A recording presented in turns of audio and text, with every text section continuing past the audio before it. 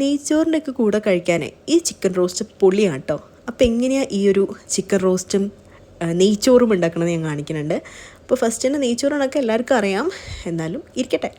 കുറച്ച് ഓയിൽ ഒഴിച്ച് whole spices പൊട്ടിക്കുക, ഒരു ബേ ലീഫ് ജസ്റ്റ് ഒന്ന് കീറിയിടുക, അപ്പോഴേ ഫ്ലേവർ കൂടുതൽ കിട്ടത്തുള്ളൂ.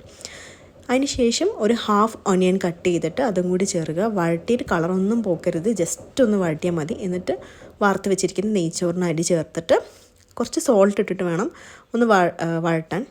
ഞാൻ ഇട്ടിട്ടില്ല, ലാസ്റ്റ് ആട്ടത്. പിന്നെ ഡബിൾ ദ വാട്ടർ ഒഴിക്കുക. ഇപ്പോഴാണ് ഞാൻ ഉപ്പിട്ടത്.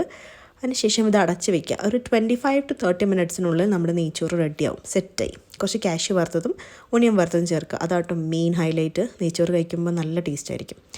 പിന്നെ നമ്മുടെ റോസ്റ്റ് ഉണ്ടാക്കാം, സ്പെഷ്യൽ താരം. അപ്പോൾ ചിക്കൻ റോസ്റ്റിന് വേണ്ടിയിട്ട് ഒനിയൻസ് വഴട്ടുക, കളറൊന്നും മാറണ്ട, മസാലപ്പൊടികളൊക്കെ ഇടുക. കാശ്മീരി ആയിട്ടും കൂടുതലിട്ട്, അതുകൊണ്ട് ഈ കളറ്.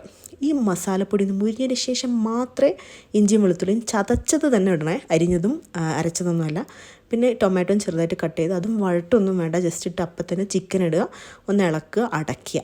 ഇതിൽ നിന്ന് വെള്ളം വരും, നമ്മൾ വെള്ളമൊന്നും എക്സ്ട്രാ ആയിട്ട് ഒഴിക്കരുത്. അത് അടച്ച് കുറച്ച് കഴിഞ്ഞ് തുറക്കുമ്പോൾ അത് വെള്ളം വരും. വെന്തതിന് ശേഷം മാത്രം നമ്മൾ ഈ വറുത്ത തേങ്ങ ചേർക്കുക. ഇതാട്ടോ ഇതിൻ്റെ ഒരു ഭയങ്കര സ്പെഷ്യൽ തിങ്. പിന്നെ അതിന് ശേഷം കുറച്ച് കൊറിയാണ്ടർ ലീഫും കൂടി ഇടുക. നമ്മുടെ ചിക്കൻ റോസ്റ്റ് സെറ്റ്.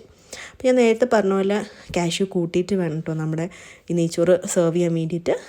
ഈ ഗ്രേവിയും കൂടി കൂട്ടി നെയ്ച്ചോറ് കഴിക്കാൻ അടിപൊളിയാണ്.